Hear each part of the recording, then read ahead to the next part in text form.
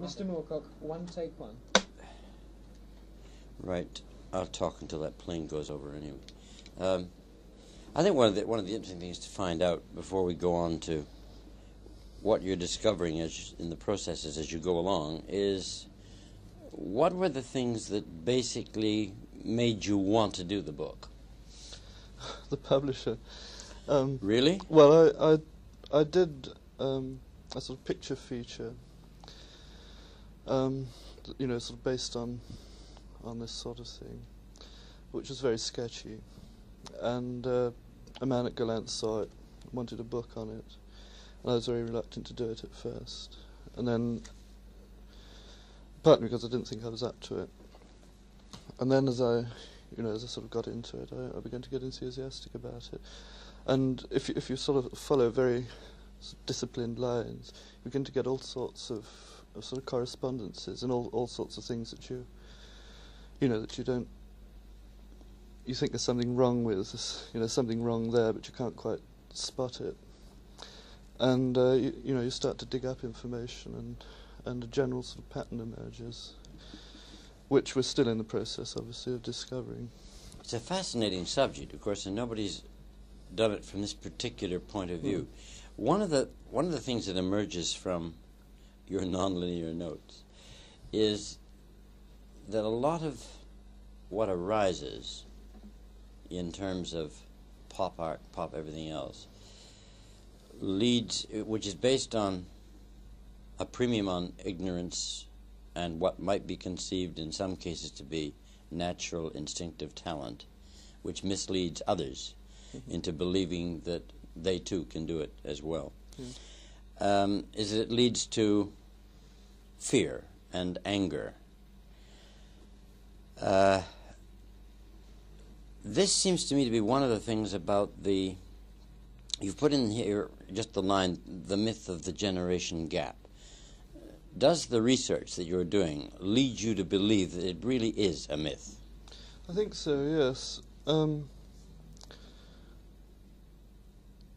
think you can obviously divide people up into different rough groups if you're doing this sort of research, but I don't think it's got much to do with generations. In my own experience, I find that sort of my ideas are shared by somebody of about 20 and somebody of sort of 50. There's no sort of real difference in attitude. It's I forget what I said there. Well, Tori, no, but I was just thinking just of that line, the myth of the generation gap, because it's always seemed to me that the generation gap does exist, and is in fact based on the very things you're talking about, which is mutual fear. Well, there's sort of mutual fear, I suppose. This is really sort of psychiatry and sociology, which I'm not really dealing with. I'm not qualified to deal with.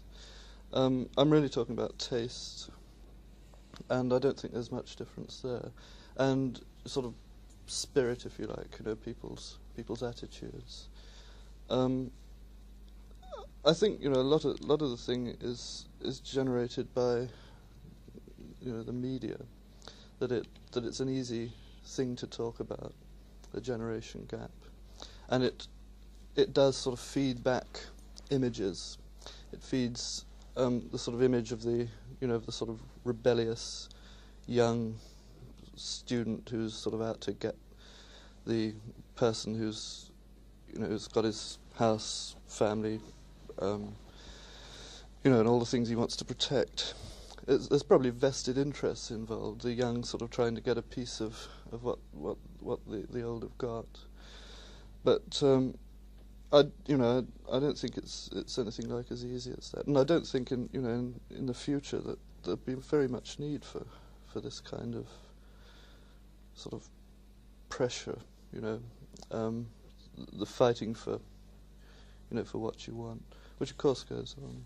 One of the things that intrigues me is that since a lot of what you're objecting to is in itself extreme, have you formed any idea yet in terms of your finished book whether it is going to be weighted on the side of being provocative, which must be which the publisher has in mind, or being reasoned, Because you've got an awful lot of, you've got saints and sinners on both sides of this situation.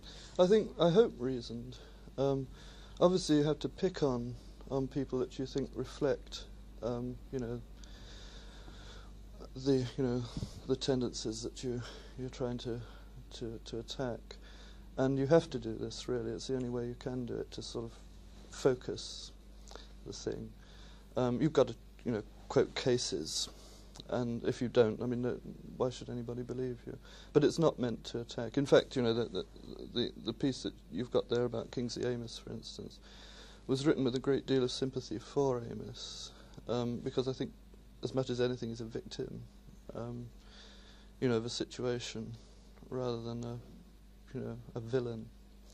I brought this up really in terms of the fact that we seem to be more and more people seem to be falling into the trap of believing that extreme statements, provocatively phrased ideas, are the only way one can have any impact. And, it takes its ultimate. We happen to be sitting here on a morning when a second Kennedy has been shot. And extreme things are happening all the time. Extreme things are happening in youth right now, all over the world. Do you think a little of the heat needs to be taken off? I'd like it to be. I can't see that it will be there.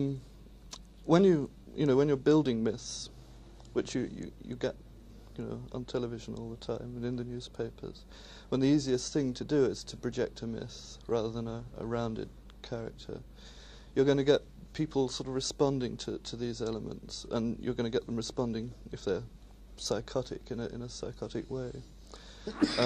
Sorry. Again, it's a thing of focusing. This is why we're trying to be very careful in the book to balance the thing. Obviously, we don't expect. Well, Andy Warhol's been shot, but we don't expect this sort of reaction, however extreme we were. But if you sort of create somebody like Kennedy, which happens, it's obviously not anybody's design particularly. Then on the other hand, you've got people who just sort of believe this very narrow and flat sort of two-dimensional image that they get, and respond to it in a two-dimensional way. So that on the one hand you get somebody wanting to shoot him, and on the other hand you get somebody wanting to worship him. Well, you get the millions worshipping, and the few sort of. It would seem also that this may be a far cry, but it seems to me that George Brown, for example, represents a corollary to this, in that if a man refuses to present himself in a two-dimensional way and says, I have my weaknesses and you must accept those too, even if I'm going to be in public office, he's automatically for the chop. Yes, yeah. Well, yes, I agree with you absolutely on this. Now, when we talk about popular entertainment, see, I belong to a generation which thought of popular entertainment in terms of music, for example, as being Cole Porter, George Gershwin, Rodgers and Hart. And I can't come to terms with what is popular entertainment now. You seem in these notes to be drawing, as an example of good popular entertainment, the Beatles, and then saying the offshoots from those are misleading, and perhaps even debilitating to youth itself if they follow it. Does that make any sense? Well, some, yeah. A lot of it is, I think, I talked about the feedback thing, and you get this happening, and the Beatles are in fact very talented, and they've got an instinctive, feeling for music, and they produce very good music at their best. And then you get the people who just imitate the superficial elements, the sort of Indian stuff, which is pretty awful anyway. And it's very much, commercial music always does this. It was Latin American, Hawaiian, now it's Indian. Presumably it'll be sort of Chinese or back to Latin American at some point. They're always after, the easy thing.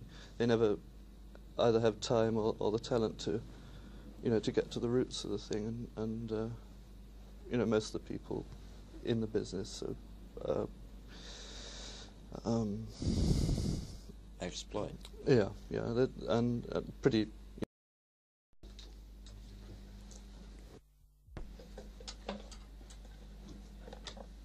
One take two.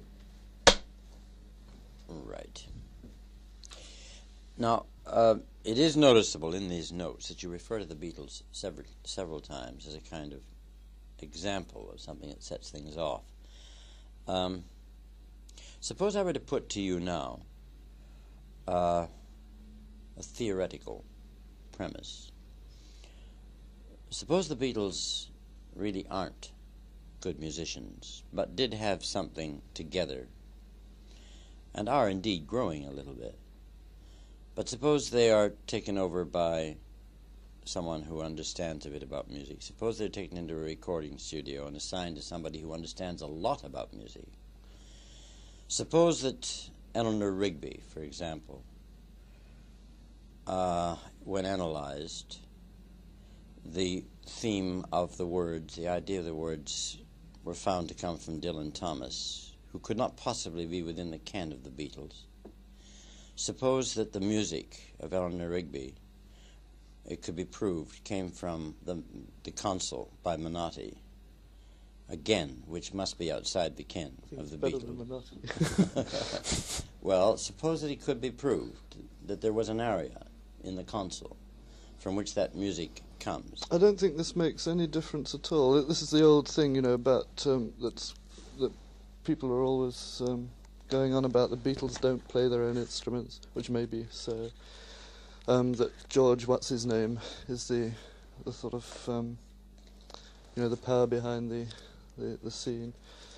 None of this matters. It's what's on the record that matters. What the result is. I mean, every musician, writer, painter, poet has influences. Many of them are plagiarists. Shakespeare will lift whole sort of things from other people, but it's the imagination, the sort of alchemy that's performed on all these influences that's the important thing. I don't think Eleanor Rigby is a particularly good example. It's one of the ones that's often quoted as being nice, one of the best. I think there's more interesting things that they do, less obviously, new, but musically, I mean, nothing that the Beatles do is new. It hasn't been done by the 19th century. I mean, they've scarcely touched the sort of things that Stravinsky and Schoenberg and Berg and all sorts of people were doing sort of from the late 19th century on. But in terms of what they achieve, the blending of words and music to make a sort of total thing, it's as good as say Schubert. No better, but it's certainly a big step on from stuff that was as good as I don't know, pre-Elizabethan music, which most popular music was still in until that time. And what they succeed in doing, one of the good things as far as I'm concerned, although I enjoy the Beatles very much for themselves, is they do familiarise people with some of the characteristics of better music. And I feel that the reason people don't listen to better music, watch better plays and so on, is largely a lack of familiarity with the convention. They're just not used to it, and they tend to sort of say, well, I can never understand that and things like this. And of course they can, and do. We do a magazine that's avant-garde experimental. It's no more avant-garde experimental than anything else, but this is what people call it. We never thought it was. It does run a special kind of fiction. And at first the readers, it's been going for a long time, the magazine, we changed the policy fairly gradually and then very suddenly. they were complaining and shrieking and shouting, this is a load of old codswallop. That was a year ago. Now those same people who were shouting it was a load of old codswallop. Some of it is codswallop, but they can pick it. And the stuff, they haven't dismissed the whole thing. They've become familiar with it. They understand its conventions. They're used to it. It's very sort of abstract, strange sort of writing. It doesn't have the conventional Aristotelian story, usually. But still, people have picked it up, and they understand that, okay, they don't need to have a beginning, middle, and an end in that order. They can take the thing as it stands, as an experience, whatever. Take a moment to relight your cigarette, take a good drag on it while I try and phrase my next question. Okay. Getting back to what you said at the beginning about it, of that question about it not mattering, as long as the end result on the recording is all right. Is this alchemy entirely, or is it in any sense a question of means and ends? What I mean by that is there a case for saying that somebody who sings should be able to, in this room, amongst a given group of people, with a guitar or a piano standing by, hold us enthralled, as opposed to needing everything that goes with electronic equipment? Well, there's a difference between needing it, which a lot of groups admittedly do, and using it, which I think the Beatles do.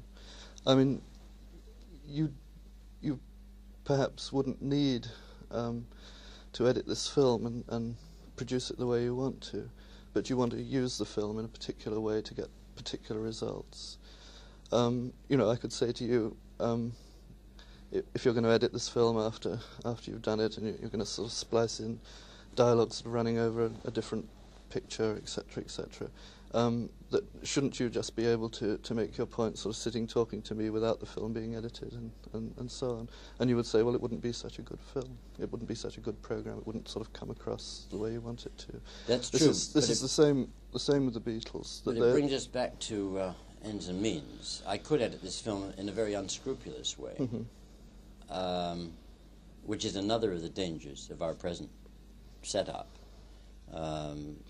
which we've seen examples of in the idea of miming because people can't, and the backing tracks which are played by other people. Does this disturb you at all? No. They're there. They've been developed. They can be used. They can be used well, or they can be used badly. They can be used for evil. They can be used for good. They can be used to be objective, subjective. It depends entirely on the person who's using them, or the people who are using them, and the skill with which they use them, the talent of the person involved, and so on. It's this whole sort of fear that seems to be reflected about it, of electronics, of machines, of the computer, is just the whole tendency to anthropomorphize computers, for instance, say that they're like people, or that people are like computers, is nonsense, because you'll never understand a computer if you start to think of it as a personality. It's a machine, and it's something that you can use again for good or ill. Particularly, you can prove things on a computer that people believe. If you're cynical, you can feed in the right sort of stuff to get the right sort of replies. In terms of overall impact on the book, the subject of the book, the popcorn, have you fears about the proliferation of popcorn? Yes, fears about. For instance, you get one good thing, like the Beatles say, and you get the Times finally coming around saying you remember the famous Times analysis? Yes. Great, there it is. This happens in England much faster probably than anywhere else. Then you get Life of last month producing a long feature on a group called the Doors, who are punk rubbish. They've got no talent. they don't seem as if they ever are going to have any talent. They're sort of completely hung up. I mean, the way the managers sort of run these poor groups, the managers are usually less talented than the groups, which is saying something, and race around sort of trying to pick up, sort of new gimmicks, whether it's Stockhausen or folk music. And I've lost the thread of my. All right, we're nearly out of this reel anyway. That's fine. Have we time for color test? Yes. Let's just.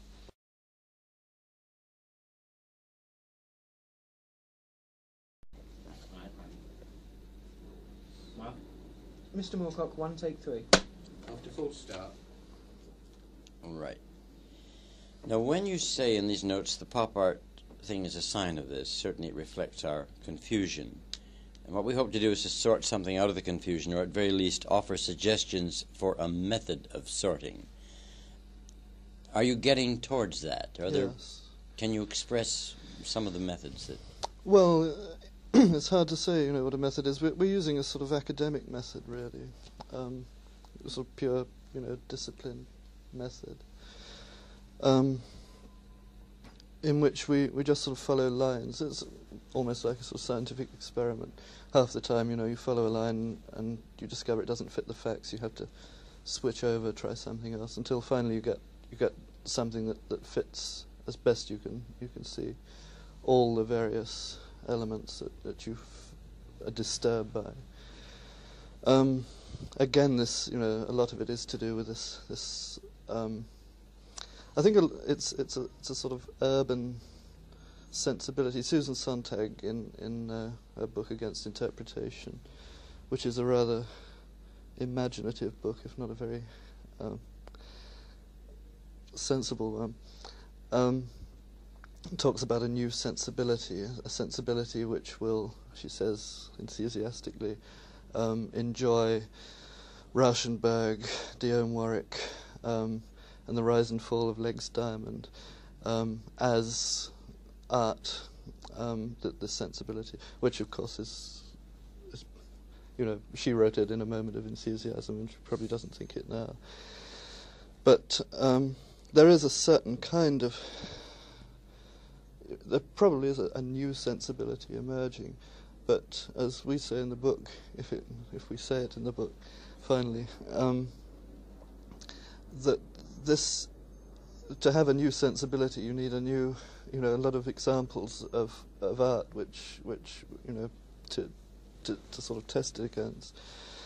And we're working sort of towards possibly the idea of an urban sensibility, which is conditioned by living in New York or London, and particularly in American cities. And what was the question again? It was really a question of whether or not you reached any conclusions about how you're going to sort out the confusion, or methods for it. Well, it's a simple way, just sort of the plodding, academic. yeah, and doing it. Keep working. You can't, giving every opinion you give, giving examples, so that people can make up their own minds. It's also going to be a very funny book. We want to make people laugh, because humour gives objectivity. The thing that makes, say, Bonnie and Clyde a good film as opposed to a James Bond film is the tension which you keep by sort of changing from sort of irony to sort of broad humour, to drama, to violence, and so on.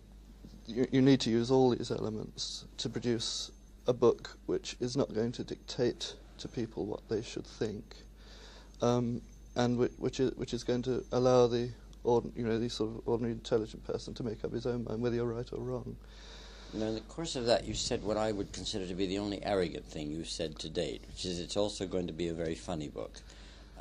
This is, I would think, one of the most difficult things to predict. I've nothing against arrogance in art. No, but I mean to be able to say it's going to be funny in advance. Well, I know it's going to be funny because the bits that we've done that are funny, people have laughed at. It's the only test. Yes, it is the only test. And you don't give it to your friends either. You give it straight to people who In fact, people who are going to buy it, publisher in this case, and if they laugh at it, and their eyes have sort of narrowed up, and they're thinking how much money they're going to rush me for on this, and is it going to sell, and all these things. They're going to give it a cool look. And if they sort of start rolling about, at least I don't think it's a fair indication, yeah. Yeah. One of my own limitations in this field, which may be a generation limitation or just in myself, is the feeling that with certain magnificent exceptions, it is usually necessary for an artist, whatever he is, to be a practitioner of the art, in the sense that, say, I will accept things from Picasso that I don't understand and that look to me like the work of a child, because I have seen a conventional work of Picasso done at the age of 14. I know he's a draftsman.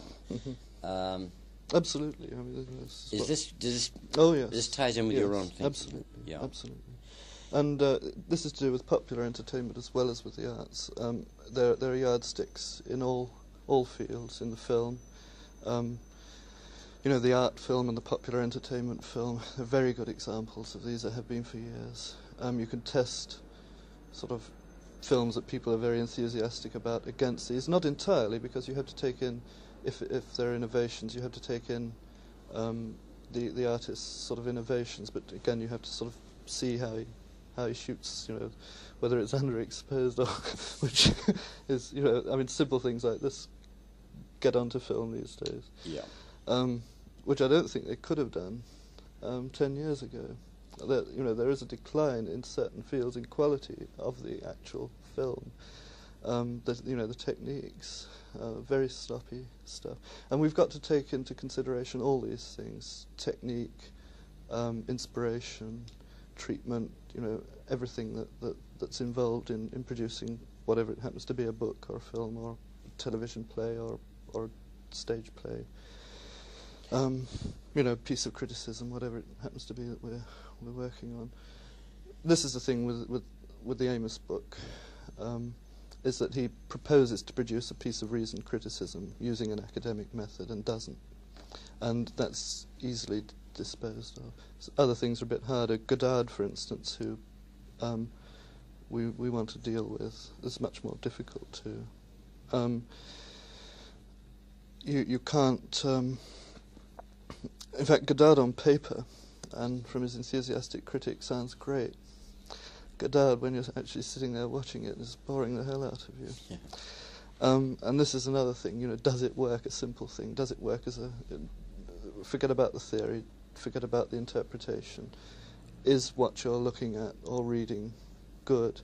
And in order to deal with this side, the whole heavy interpretation, which makes a bad thing good or a flawed thing good, we've got sort of odd things like a Lapoon, a sort of Freudian surrealist study of Goldfinger by Ian Fleming, where the critic sort of points out that this isn't meant to be a logical, the sublime logic of the dream, and and all this stuff. Now the final question I'd like to ask you is: you talked about your fears in terms of popcorn. What are the basic elements about which you are optimistic? Well, as Marcus says in The One-Dimensional Man, I don't know if you've read that.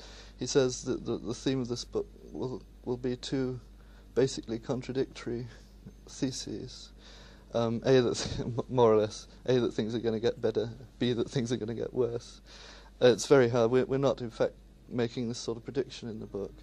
And I think we are actually at a crossroads where we can either, where everything that we sort of think is worth having, sort of humane democracy, etc., and good art and so on, is threatened by a complete sort of chaotic, almost a sort of new dark age, a sort of, if you like, a sort of technocratic dark age, with totalitarian systems of government. The thing that we deal with in the book, the liberals are always on about drugs are fine, get rid of censorship. Well, we agree, that some drugs obviously serve a purpose, and that censorship is rotten, but that this isn't necessarily a liberal government that's going to give us these things, that in fact it's quite likely that an extremely cynical, totalitarian, elitist government is going to fling that to the people as an example of what enlightened measures they've brought out. None of these things are essential. Basically what needs to be done is a restructuring of a modification of Parliament, art criticism, everything, to deal, in fact, with the complexities of the present day. We've got 19th century methods working on